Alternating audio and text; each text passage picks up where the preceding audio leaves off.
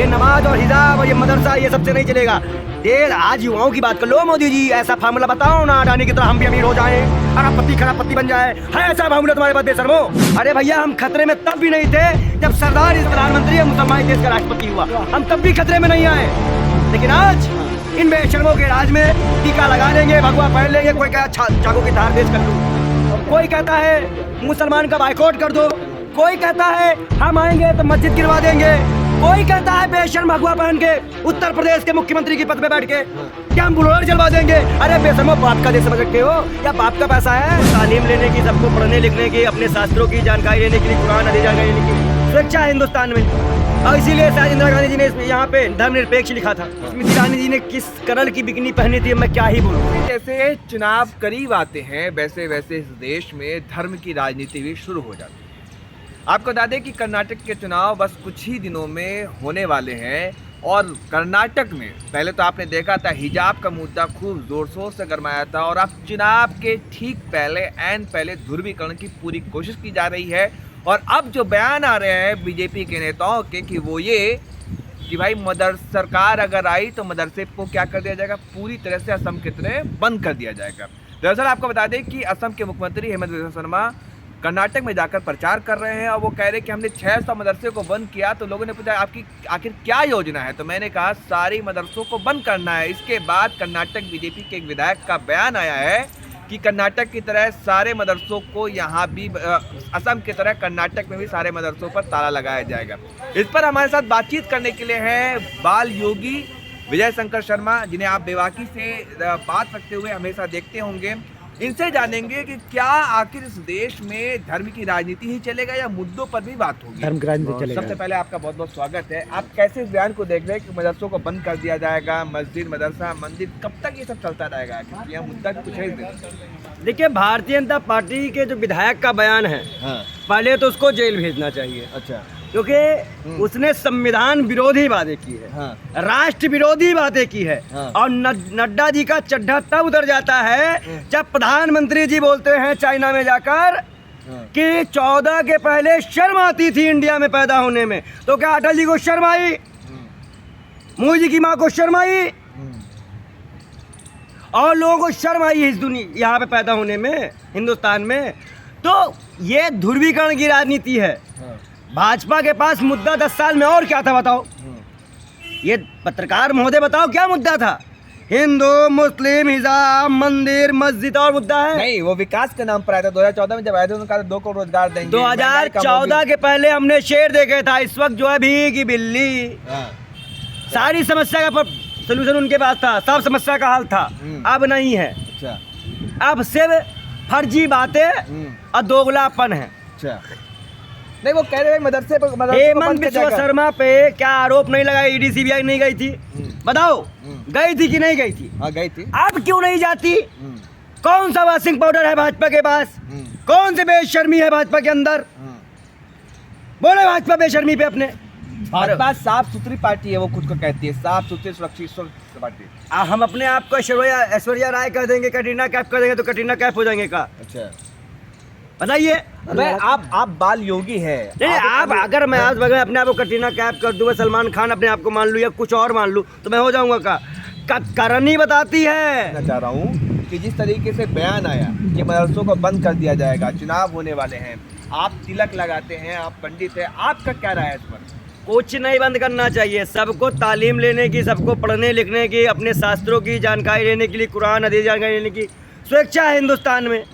और इसीलिए शायद इंदिरा गांधी जी ने इसमें यहाँ पे धर्मनिरपेक्ष लिखा था, सेकुलरिज्म लाया था, पंथ निरपेक्ष। तो आप अगर ये चीजें यहाँ पे देश में हैं, उसके बावजूद भी हम फर्जी राजनीति करें।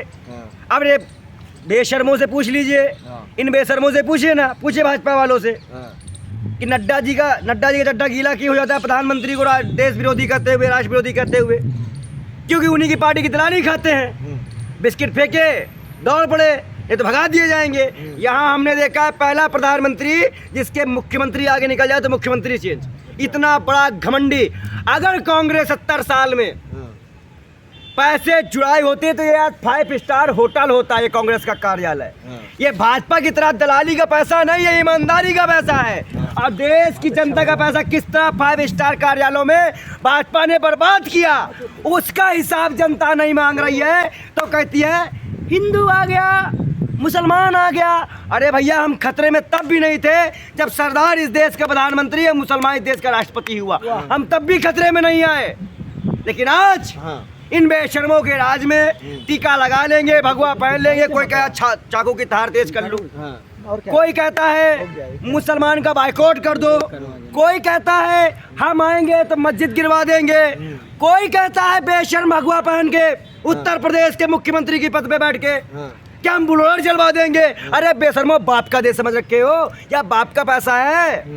सही कहा था अखिलेश यादव जी ने कि अपने बाप से घर से लेके आए हो बनवाने के लिए। आप भी ये भगवा पहनते, आपको ये अपमान महसूस होता है क्या? अपमान भैया, अपमान तो बार बार किया गया। स्मृति ईरानी जी ने किस कलर की बिकनी पहनी थी मैं क्या ही बोलूं। और भी प्रोडक्ट नमूने आ जाते हैं, छमक छमक छम हमने देखा।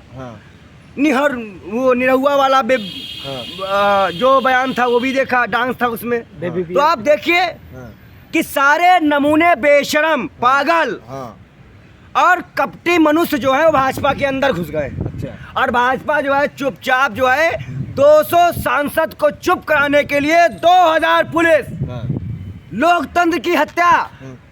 अभी कश्मीर के पूर्व उपराज्यपाल जो धनखड़ साहब हैं, उन्होंने बयान दिया कि लोकसभा सबसे बड़ी पंचायत है। उपराष्ट्रपति है देश के। हाँ, इसमें उपराष्ट्रपति हैं। और उन्होंने ये भी कहा कि वहाँ किसी का माइक नहीं म्यूट होता। लेकिन इन बेशर्मों ने लोकसभा का काला दिन दिखाया, लोकसभा का काला दिन, माइक म्यूट कर दिया।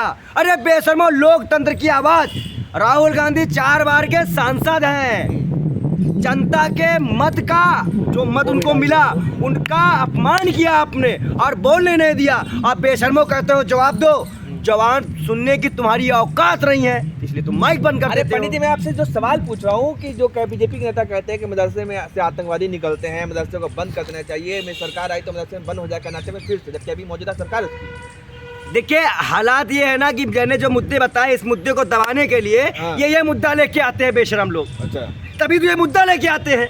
नहीं बताओ, हम गए इलाहाबाद, प्रयागराज गए, करैली घूमे, नैपुरवा घूमे, बेनीगंज घूमे, हिंदू मुसलमान सिख ईसाई सबसे मिले।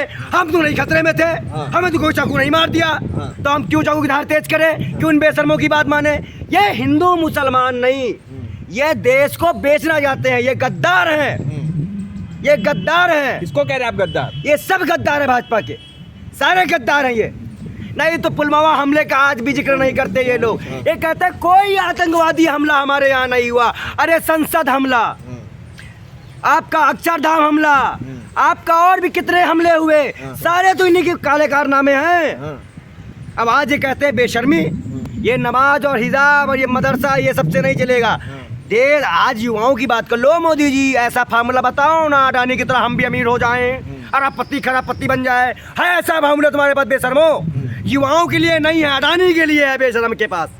ये प्रधान, देखिए एक चीज बता दे, जब नमूनों और पागलों को और भिखारियों को प्रधानमंत्री बनाओगे, देश में जो अनपढ़ जाहिल है वो इस तरह के वादे करेंगे तो अनपढ़ जाहिल का होगा। कल अगर तुम्हारा माइक में तुमने भी खिलाफ हो, तुम भी कुट जाओगे। ये भी ध्यान देना, तुम्हारे भी भाई 11 पत्रकार कपड़े उतर गए थे, तो इसीलिए कपड़े ही बचाने पड़ेंगे, इज्जत ही बचानी पड़ेगी, यहाँ तक कि हम जैसे लोगों को अपनी जान ही बचानी पड़ेगी। लेकिन हम हार नहीं मानेंगे।